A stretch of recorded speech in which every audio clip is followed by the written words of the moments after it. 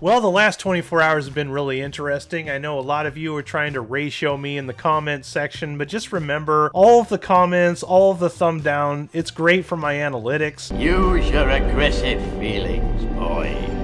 Let the hate flow through you. I've also gained a lot of subscriptions recently, so all you people that have subscribed to my channel, thank you so much. My heart goes out to you. Fist bumps. Alright, so let's get into some clarity of my last video. And this is not an apology video because what I say stands. You have to remember that they are my opinions. My opinions is my video. And my opinion reflects a trend that I've seen over the last 5 or 6 years. And that trend is that when people in the media get out and talk out about political issues, use them as talking points like, oh, so-and-so will scare the shit out of the misogynist, or I'm proud to be a misogynist in a feminist movie, or men don't want to see this movie, and if they don't, they're bad. When you say things like this, stuff like Solo is a pansexual, do you understand the words that are coming out of my mouth? It tends to drive audiences away. It's an alarming trend. Don't let me stop you from having a good time. If you want to go see Birds of Prey this weekend, by all means, go see it. I'm not trying to shut the movie down. I don't want it to fail. I'm just saying that if I go see the movie and it's preachy and it's woke, I'm gonna let people know in my review. Is that a fact? Yeah, it's a fact. If there's nobody in my theater at 6 p.m. on Thursday, I'm going to let people know. If it's fun, if it's good, I'll let people know. All of these things will impact the score that I give the movie. If I can find some entertainment value in it, I will let people know. I'm going to be honest. I'm going to tell you how it is. I'm not letting politics motivate how I feel about a movie. It has to be entertaining. You know, Star Trek did politics for years, but they weren't ham-fisted about it. They did it in such a way that it told a story that got you to see something from somebody else's point of view without actually forcing you to take sides. That's all we want. We want an entertaining story. I personally love Margot Robbie as an actress. I like her as Harley Quinn. I'm not crazy about her costume, but I do like her acting and her performance, and I'm hoping that I'll at least find some enjoyment in that performance. But I do want to bring up a couple of other facts, because maybe I didn't explain myself good enough in the first video, so I'm going to try to do that in this video. Back to Bounding into Comics. Report: Margot Robbie's Birds of Prey could be in trouble at the box office. Birds of Prey is a week away from its anticipated opening and looks to be at risk of tanking, despite buoying first reactions and reports boasting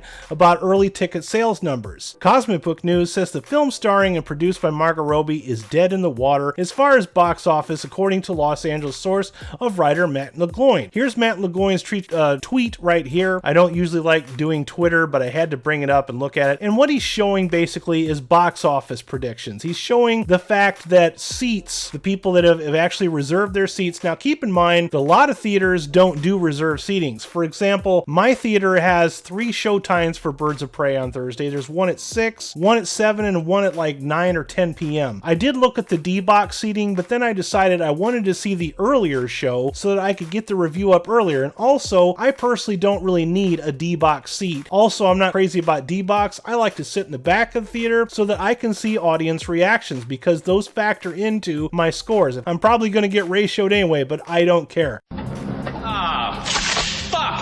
McGloin experienced blowback for an earlier report that said nobody's buying tickets, but his source close to the movie theater industry in LA affirms the story. At local theaters are dead in the water with pre-sale tickets, said McGloin's source. There are really no tickets being sold for Birds of Prey. And McGloin adds his insider source noted there are literally showings with 0 tickets sold when they check Fandango at Atom Tickets. Now, this varies from area to area, and also Atom Tickets is not the most reliable source, so take this with a grain of salt. I'm just going off of what I've seen. And remember that my last video was about that sometimes they project these things and make it look like it's going to make all of the money, but sometimes they don't. Case in point, Solo. Remember Solo was supposed to make a lot of money? I stole this picture from Nerdrotic. I'm going to link this video in the description because it's a fantastic breakdown of why he also thinks Birds of Prey is not going to do as well as the media would like you to think it's going to. I also have another opinion that maybe Birds of Prey is more of a marketing ploy than actually designed to be success, because after all, Warner Brothers and DC is taking a lot of crap from the media for Joker. A lot of people hated Joker, critics despised Joker, and yet up for all these Academy Awards and still made $1 billion.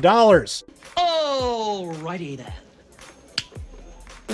Just saying, sometimes critics' reviews don't mean everything. You don't have to take what I say so seriously. It's just one critic's opinion. It's how the movie makes me feel and how I try to communicate it to you, the audience. Whether or not you agree with me is fine. Don't take it so seriously. Also, in the comment section, if you want to talk about box office numbers, cool. If you want to talk to me about politics, I'm going to ignore your requests. I'm not here to discuss politics.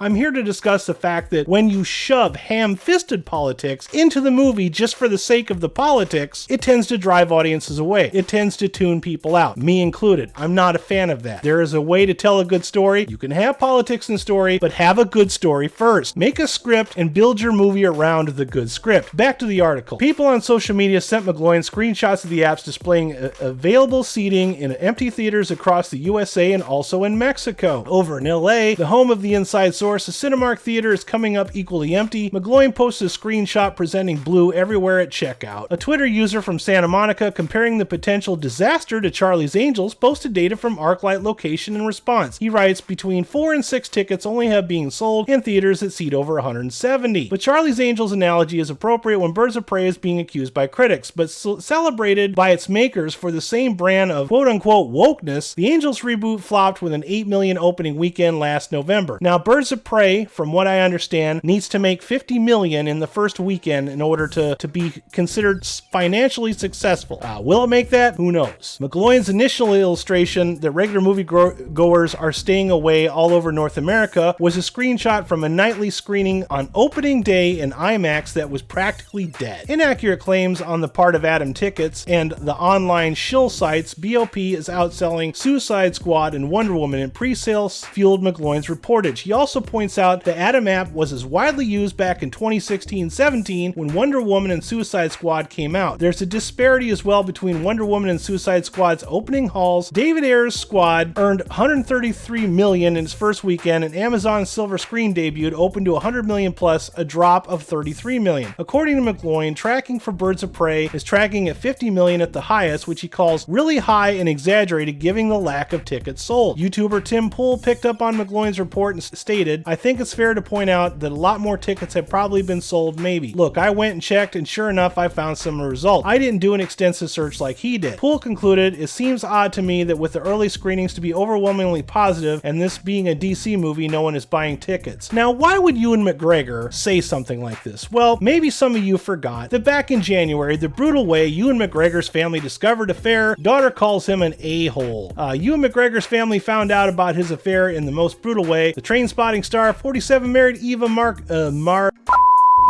I'm not going to even try to pronounce that name. The perfect family portrait crumbled in 2017 when he was accused of cheating on his wife with his Fargo co-star, Mary Elizabeth Winstead. But how did they find out about what was going on? In October 2017, on Ewan and Eva's daughter Esther's birthday, pictures of him kissing Mary Elizabeth emerged. At the time, his daughter Esther released a song on Instagram in which she appeared to be addressing the pictures. Ewan McGregor's daughter Clara attacks a-hole dad with bikini snap of mom Eve. The talented teen uploaded a video to her Instagram account as she strummed her guitar and sang the heartfelt lyrics directly into the camera. I don't know how to forgive, I don't know if I can, she sang in the chorus. Ruining me, show me you're a man. Although Esther didn't say her song entitled Made You a Man was about her father leaving her mom, fans were quick to draw comparisons. Then last September, Clara opened up for the first time about how her bond with her father had been affected. She told The Times, I love him and I always will. The relationship's not going to end because of this. We are incredibly close, and despite me strongly disagreeing with how he's going about things, I'll always love him and I hope he's happy, you know. Kind of gossipy, but you know what? I just wanted to bring up a point. In this case, we're living in the post-Harvey Weinstein era. People, not all men are Harvey Weinstein. Not all men are the incels that you accuse us of being. We're not all rapists. We're not all misogynists. We're tired of being told that all men suck in these movies. You guys have yourselves a groovy day, and this is Adam signing out. Peace.